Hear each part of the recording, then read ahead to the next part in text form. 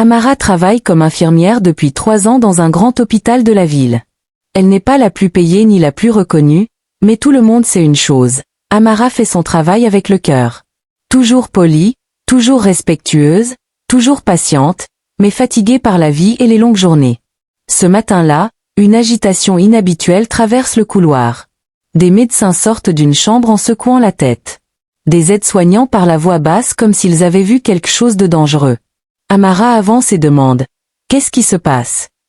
Personne ne répond directement, mais une aide-soignante murmure « Il y a une nouvelle patiente. Son cas est bizarre, très bizarre. » Amara pousse doucement la porte de la chambre. À l'intérieur, elle découvre une femme d'environ 60 ans allongée sur le lit. Son corps semble se décomposer vivant. Sa peau se décolle par endroits. Son ventre noircit comme brûlé. Ses organes semblent se fondre lentement comme si une chaleur invisible les attaquait. Et pourtant, ses yeux sont ouverts, lucides, vivants. Une odeur forte envahit la pièce. Une odeur qu'Amara n'a jamais sentie dans sa carrière. Les autres reculent, mais elle avance. Un médecin dit « On ne comprend rien. Ce n'est pas une infection, ce n'est pas un poison, ce n'est pas une maladie connue. » Un autre ajoute à voix basse « Ça, c'est mystique. Moi, je n'entre plus là-dedans. » La porte se referme et la femme reste seule. Amara regarde autour d'elle. Elle respire profondément et s'approche. Elle tire une chaise et s'assoit près du lit. Malgré la peur, malgré l'odeur, malgré les murmures, la femme tourne lentement la tête vers elle. Ses yeux brillent, fatigués mais étonnés. « Pourquoi tu restes ?» demande-t-elle d'une voix faible, cassée, presque brisée. Amara hésite un instant, puis répond simplement avec une sincérité qui surprend même la patiente. « Parce que vous êtes un être humain, et un être humain mérite d'être soigné, même quand tout le monde a peur. » La femme ferme les yeux un instant, comme touchée au plus profond d'elle-même. Un petit sourire apparaît sur son visage marqué. « Merci, ma fille. Tu es la seule qui ne m'a pas abandonnée. » Amara ajuste les couvertures, lui nettoie doucement le front, remet une perfusion en place. Chaque geste semble redonner un peu de dignité à cette femme oubliée. Dans le couloir, les autres continuent de murmurer. Elle est courageuse ou elle est folle. Mais Amara n'entend plus rien. Elle sait juste qu'à cet instant, cette femme n'a qu'elle. La femme la regarde encore une fois et dit très doucement, comme une phrase lourde de sens. « Reste encore un peu. Ta présence me donne de la vie. » Amara reste. Elle ne sait pas encore que cette décision va changer son destin pour toujours. La journée touche à sa fin. Le soleil disparaît derrière les vitres de l'hôpital, laissant la chambre dans une lumière douce et orangée. Amara termine son service, fatiguée comme d'habitude, mais avant de rentrer chez elle, elle décide de passer une dernière fois voir la patiente mystérieuse. Quand elle entre dans la chambre, la femme est éveillée. Ses yeux brillent d'une lueur étrange, une lueur plus vive que d'habitude. « Ma fille, approche, » dit-elle d'une voix calme mais grave. « Vous allez bien ?» demande Amara, un peu inquiète. « Ce soir, c'est mon dernier repas. » Une phrase pareille dans une bouche pareille n'annonce jamais rien de bon. La femme plonge lentement sa main sous son oreiller et sort un petit sachet transparent rempli de biscuits dorés. Il ne ressemble à rien de ce qu'Amara connaît. Il brille légèrement. Ils sentent une odeur sucrée et chaude, presque comme si quelqu'un venait de les sortir du four. « Mange avec moi » dit-elle doucement.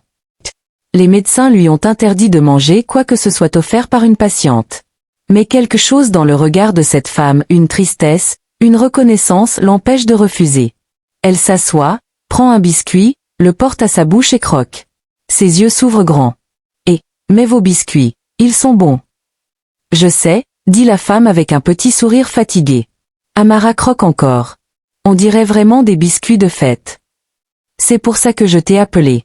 J'aimerais partir avec un bon goût dans la bouche, et je voulais partager ce moment avec toi. » Un silence tendre remplit la pièce.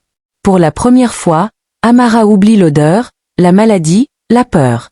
Pendant quelques secondes, elle partage un simple instant d'humanité. Après quelques bouchées, la femme reprend la parole d'une voix plus sérieuse. « Maintenant, écoute-moi bien. » Elle se tourne vers le sac posé au pied du lit. Un sac plus grand, rempli d'une quantité impressionnante de biscuits identiques. « Prends-le. » Amara fronce les sourcils. « Pourquoi ? Tu en auras besoin très bientôt. » La femme place le sac dans les mains d'Amara. C'est lourd, presque trop lourd pour un sac de biscuits. Quand tu commenceras à ressentir les effets, n'aie pas peur. Quels effets? Demande-t-elle, un peu paniquée. Tu le sauras, répond la femme sans la regarder. Puis elle pose sa main glacée sur celle d'Amara. Une main froide comme la pierre. Tu m'as aidé alors que tout le monde fuyait. Maintenant, c'est mon tour de t'aider. Elle ferme les yeux, respire profondément, puis murmure une dernière phrase à peine audible. Que Dieu protège ton âme. Quelques heures plus tard, quand Amara revient pour vérifier son état, la femme est morte. Et le sac de biscuits, silencieux, attend dans un coin, comme si l'histoire ne faisait que commencer. Amara rentre chez elle tard ce soir-là. Elle est encore bouleversée par la mort de la patiente, et aussi par ce mystérieux sac de biscuits qu'elle tient fermement dans ses mains. Une fois à la maison, elle pose le sac sur la table de sa petite cuisine. Elle le regarde longuement, comme si elle attendait qu'il lui parle. Rien. Juste un silence étrange. Pourquoi elle m'a donné ça? Murmure-t-elle. Elle prend une douche, mange un peu, puis va se coucher, le cœur lourd. Cette nuit-là, Amara dort d'un sommeil lourd. Mais vers 3 heures du matin, tout bascule. Elle se réveille avec une douleur atroce dans la gorge, comme si quelque chose voulait sortir. Oh, Seigneur, c'est quoi ça? Elle se redresse, la main sur le cou. Elle a l'impression que quelqu'un serre sa gorge de l'intérieur. Elle cherche son téléphone, mais ses mains tremblent trop.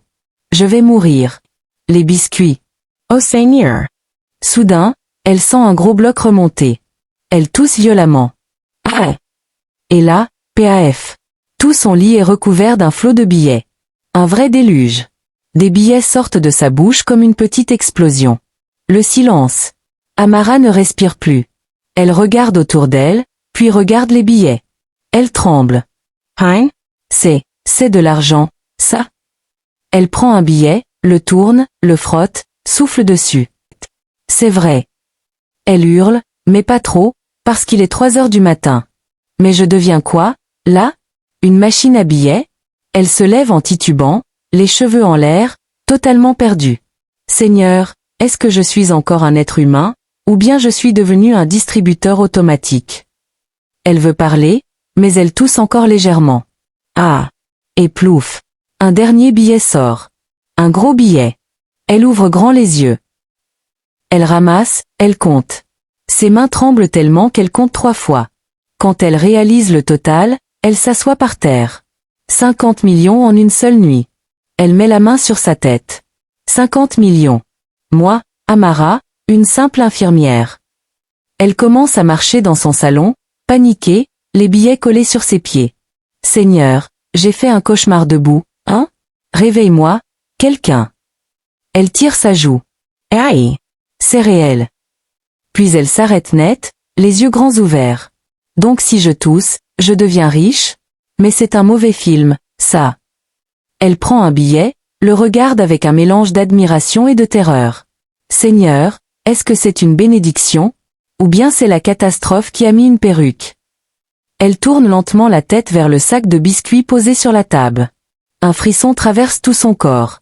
Elle comprend une chose, ce n'est pas normal. Ce n'est pas logique. Et surtout, ça ne vient pas de ce monde. Le suspense s'installe.